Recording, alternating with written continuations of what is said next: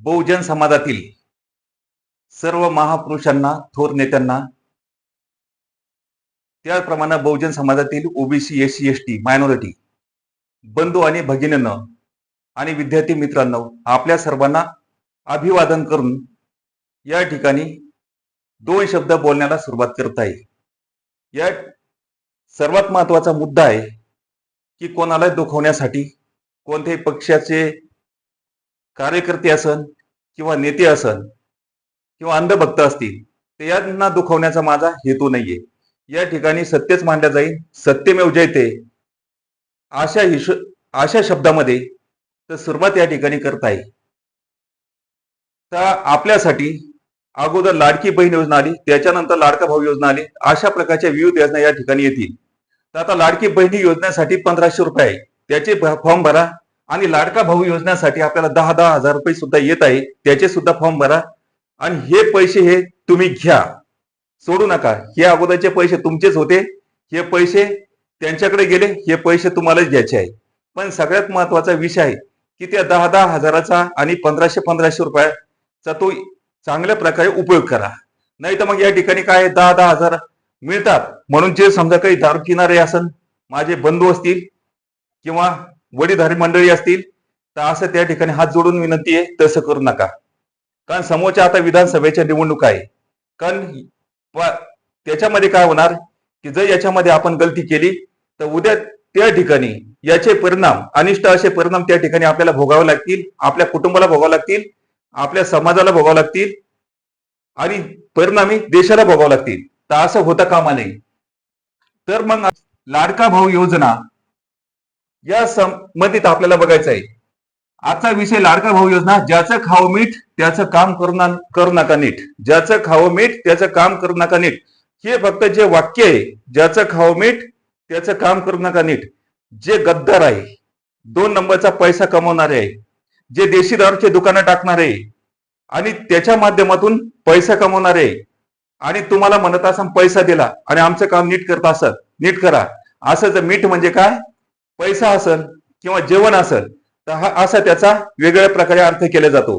पण जे गद्दार लोक असतील आणि तुम्हालाच तुमच्याकडूनच मतदान घेत असतील आणि तुम्हाला जर समजा नडत असतील आणि तुम्हाला परेशानी करत असेल, तर त्यांच्यासाठी फक्त या ठिकाणी ज्याचं खावं मीठ त्याचं काम करू नका नीट, हे फक्त आयुष्यासाठी जे चांगले व्यक्ती आहे, चांगले नेते आहे, चांगले आमदार खासदार आहे आणि चांगले मंडळी, त्यांच्यासाठी हे वाक्य नाही आहे.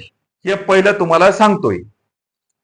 आता याचं कारण काय की 1 नंबर कारण या ठिकाणी असं सांगितलं जातं की या 10 वर्षामध्ये सरकारनं केलं काय. सगळ्यात महत्वाचा मुद्दा आहे. तर 10 वर्षामध्ये आपण पाहिलंय की 2014 पासून तर 2024 पर्यंत कोणतं सरकार होतं, तर त्यांच्या काळामध्ये काय घडलं. आता 2018च्या अगोदर सगळ्यात महत्वाचं ओबीसी, एससी, एसटी यांच्यासाठी ओपन मध्ये, तृतीय श्रेणीमध्ये ओपन मध्ये आमच्या बहिणींना 30% आरक्षण होतं. ते आरक्षण या सरकारनं काढून घेतलं. 2014च्या निवडणुका झाल्या आणि 3 वर्षामध्ये आरक्षण काढून घेतलं. हा एक आमच्या बहिणीवर अन्याय केला. हे यामध्ये आपल्याला ठळक दिसून आलं पाहिजे. आणि हे 30% आरक्षण करून ज्या ओपनच्या महिला आहेत तर त्यांच्या ओपनच्या महिलांसाठी ओपनच्या महिला 30% स्पेशल भरल्या गेल्या. तर त्याच्यामुळे हा किती घाला झाला हो, हा अन्याय आहे का नाही, हे आपण प्रथम समजून घेतलं पाहिजे. 2 नंबर, या सरकारच्या काळामध्ये ज्यावेळेस कोरोनाचा कालावधी चालू झाला त्यावेळेस मेडिकल क्षेत्रामध्ये जागा भरण्यासाठी फॉर्म भरताना त्याने GR काढला. ओपन साठी ओपन मध्येच फॉर्म भरा आणि कास्ट साठी कास्ट मध्येच फॉर्म भरा, असं त्या ठिकाणी या सरकारनं GR काढला. मग परिणामी जे MBBS झालं, BMS झालं, अशा विविध पदाच्या ज्या भरत्या आहे तर मेडिकल क्षेत्रामध्ये, तर त्यांच्यावर अन्याय का नाही. पहिले जे ओपन कॅटेगरीचे आहेत, ओपन मध्ये फॉर्म भरायचे त्यांना कास्ट मध्ये लढता येत नव्हतं. परंतु यांनी काय, आणि जे कास्ट मध्ये आहेत म्हणजे ओबीसी, एससी, एसटी, NT अबकड कास्ट मध्ये फॉर्म भरायचा आणि ओपनचे मार्क असेल तर ओपन मध्ये त्या विद्यार्थ्याला विद्यार्थींना टाकलं जायचं. तर यांनी काय केलं, की GR काढून यामध्ये विद्यार्थ्यावर अन्याय केला. हे मेडिकल क्षेत्रातल्या फक्त 10% विद्यार्थ्यांना कळतंय आणि बाकीचे जे 90% काही घेणं देणं नाही. त्या बाबतीत नाही का आवाज नाही, काहीच नाही. ही गोष्ट तिथल्या तिथं जिरून गेली. हे आपल्याला माहिती पाहिजे. तर म्हणजे मेडिकल क्षेत्रामध्ये ओबीसी, SC, ST यांच्यावर घाला घातला गेला. लाखो रुपये देऊन त्या ठिकाणी क्लास लावल्या जाते आणि क्लासमध्ये अभ्यास रात्रंदिवस केला जातो. 17-17, 18-18 तास विद्यार्थी अभ्यास करतात. 14 तासापासून तर 18-18 तासापर्यंत. तर मग आता या ठिकाणी जर समजा अशा पद्धतीची अडचण निर्माण केली, मध्ये बाण घातला, भीत घातली, तर तो अन्याय त्या विद्यार्थ्यावर झाला का नाही? फक्त ही गोष्ट 10% कळते, 90% विद्यार्थ्यांना कळत नाही. तर हे 90% विद्यार्थ्यांनी आता जाणून घ्या. मग 2 नंबरचा हा अन्याय होता का नाही? 3 नंबरचा मी तुम्हाला ठळक सांगणार, ठळक गोष्टी सांगणार. फॉर्म भरताना यांनी तलाठी, ग्रामसेवक विविध जागाचे फॉर्म भरताना कॅटेगरीसाठी, जाती आरक्षण मागासवर्गीयासाठी आणि इतर मागासवर्गीयासाठी 900 रुपये आकारले आणि ओपन म्हणजे जनरल साठी 1000 रुपये फी आकारली आणि त्याच्यातून अमाप पैसा असा उकळला गेला. ही आपल्याला सुद्धा माहिती पाहिजे. या सरकारनं ऑनलाईन परीक्षा आणली, विविध शिफ्टमध्ये परीक्षा घेतली. विविध शिफ्टमध्ये परीक्षा घेतल्यावर प्रश्न वेगवेगळे असतात. आपण म्हणतो भारताची न्याय व्यवस्था एकेरी न्याय व्यवस्था आहे. यांनी काय केला? घटनेची हत्या केली असं म्हणायला काही हरकत नाही. राज्य घटनेची हत्या केली असं म्हणायला काही हरकत नाही. का नियम काय होता अगोदर? ऑफलाईन परीक्षा घ्यायची एकाच वेळीला, म्हणजे 11 वाजता चालू झाली परीक्षा तर 1.5 तासानं बरोबर त्याच सेकंदाला किंवा मिनिटाला संपेल. असं पूर्ण भारतामध्ये किंवा राज्याची परीक्षा असेल तर राज्यामध्ये या टायमाला, ज्या टायमाला पेपर सुरू व्हायचा आणि त्याच्यानंतर ठरलेल्या टायमावर त्या ठिकाणी बंद व्हायचा आणि पेपर घेतला जायचा. हा बिलकुल टाइम आणि एकेरी न्याय व्यवस्था ही खरी न्याय व्यवस्था. आणि त्याच्या ठिकाणी उत्तर पत्रिका ओरिजिनल घेऊन टाकायची आणि त्याची कॉपी घरी द्यायची, म्हणजे लगेच 1-1.5 तासानं तिकडून उत्तर पाठवायचे आणि विद्यार्थ्यांना ABCD जो काही पेपर असेल समजा त्याच्यानुसार चेक करून घ्यायचा, किती मार्क विद्यार्थ्याला पडले ते लगेच कळायचं.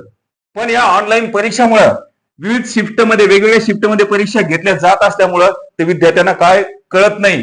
कारण याच्यामध्ये आता TCS, IBPS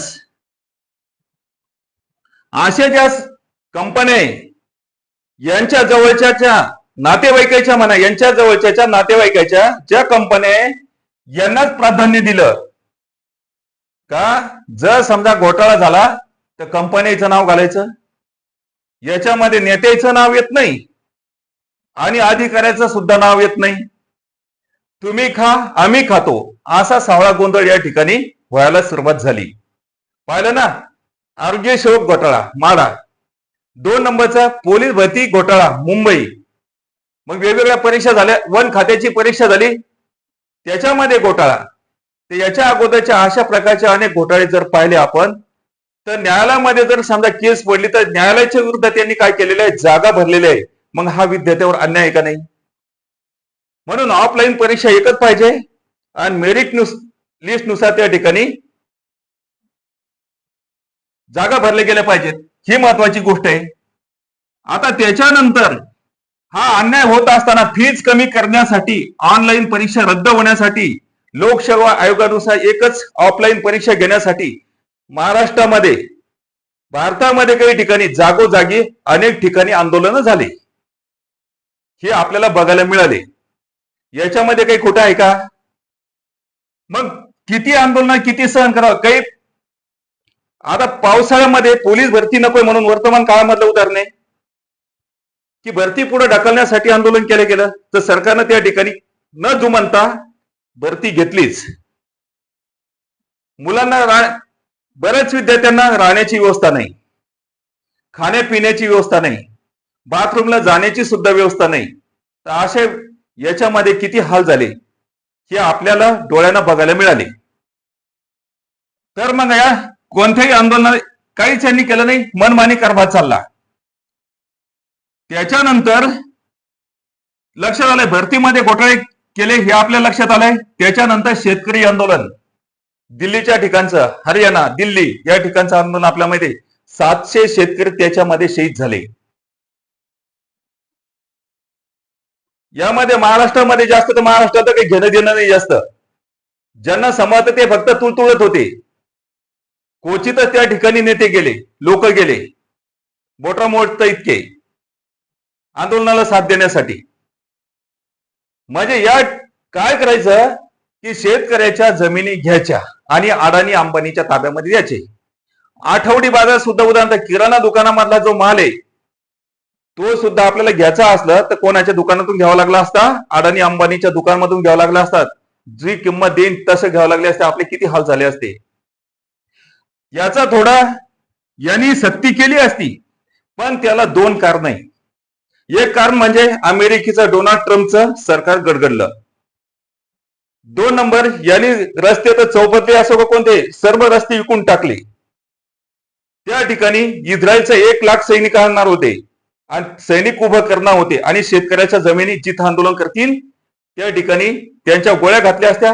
कारण भारतीय सैनिक जवान किंवा पोलीसवाले शेतकऱ्यावर गोळ्या घालू शकले नसते, कारण हे शेतकऱ्यांची मुलं त्याच्यामध्ये. तर बाहेरून सैनिक बोलवायचं आणि जमिनी ताब्यात घेऊन अडाणी अंबानीचे द्यायचे असतात. पण योगायोग असा आमचा चांगला की पॅलेस्टाईन आणि इस्रायल युद्ध झालं, त्याच्यामुळे त्यांचे सगळं बारगळून गेलं. त्याच्यामुळं या सरकारचं मनोधैर्य खचलं आणि पर्यायानं आंदोलन इकडून आंदोलनाचा जोर, तर त्यामुळे त्यांचं काम बारगळलं. हे लक्षात घेणं महत्वाचं आहे. आता त्याच्यानंतर 8 नंबरचा मुद्दा आहे बेरोजगारी निर्माण केली. या सरकारचं धोरण खाजगीकरण करणे, सरकारीकरण नाही, लोकांच्या लक्षात येत नाही. उद्योगांना उत्तेजन देणे, ओबीसी एससी एसटीच्या उद्योजकांना देणे नाही, यांचेच कोण नातेवाईक असं असे उद्योगपती बनवायचे आणि जगामध्ये नाही का श्रीमंत राष्ट्र असं यांना दाखवायचं आणि बाकीचे गेले कुणीकडं. ओबीसी एससी एसटी यांना काही घेणं देणं नाही.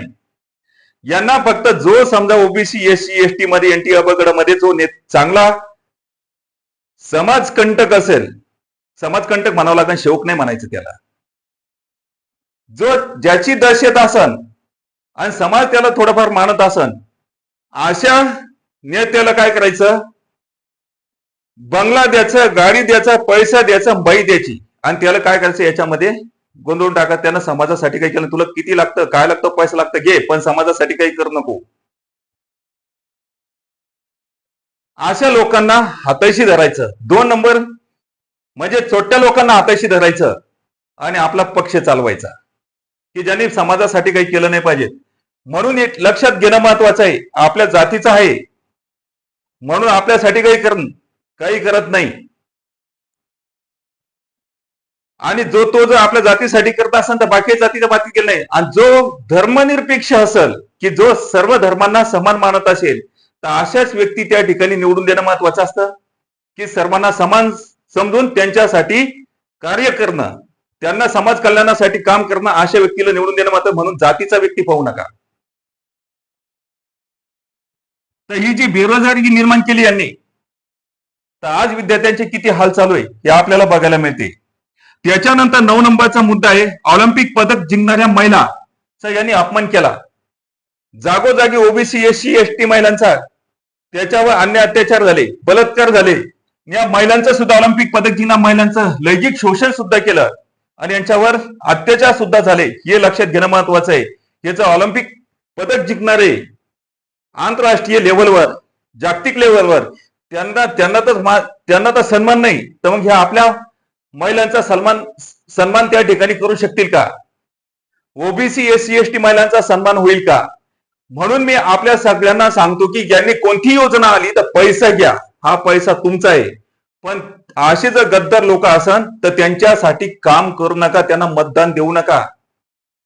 पूर्वीच्या काळी जो राजा निवडला जायचा तो आईच्या पोटातून म्हणजे राणीच्या पोटातून जन्माला यायचा. पण या ठिकाणी आज जो राजा निवडला जातोय म्हणजे ग्रामपंचायत सदस्यापासून तर आमदार खासदार म्हणजे पंतप्रधान लेवल पर्यंत हे मतदानाच्या पेटीमध्ये निवडला जातोय. जनता ही आई आहे आणि जे निवडून दिलेले हे त्यांचे काय असतात, मुलं असतात. म्हणून हे जर समजा मुलं आहोत आपण जनतेचे असं समजून काम करत नसणं, आई वडिलांसाठी, बहीण भावासाठी, पुतण्यासाठी किंवा नातवासाठी, तर अशांना काय मानायचं हो? सगळ्यात महत्वाचं हे का नाही? म्हणून अशा लोकांपासून आपल्याला सावध राहणं महत्वाचं आहे. विधानसभेच्या निवडणुका जवळ आल्या असं व्हायला नको. लटकता गाजर आहे, देख सकता है लेकिन खा नहीं सकता. निवडणूक झाल्यानंतर अशी अवस्था व्हायला नको. येऊन टाका जी योजना चालू आहे. जर दुसरं सरकार जरी आलं समजा उदाहरणार्थ, ते योजना कायमस्वरूपी चालू ठेवल्या तर हा फायदा तुम्हालाच मिळणार आहे. पण भरोसा कोणावर ठेवायचा? मग याच्यावरून तुम्ही काय करायचं, कोणत्या पक्षाला मतदान करायचं हे तुम्ही यानंतर ठरवायचंय. कारण येणारा का जास्त नाही निवडणुकीचा टाइम, आता कमीत कमी कालावधी आहे. तर त्याच्यामुळं जे समजा मी व्हिडिओ बनवत आहे, जे सत्य आहे आणि ते राजकीय जागृती आणि समाज जागृती या धर्तीवर त्या ठिकाणी व्हिडिओ तुम्हाला वेळोवेळी बघायला मिळतील. तर मग आता आजचा व्हिडिओ या ठिकाणी थांबूया. भेटूया नेक्स्ट व्हिडिओमध्ये. धन्यवाद.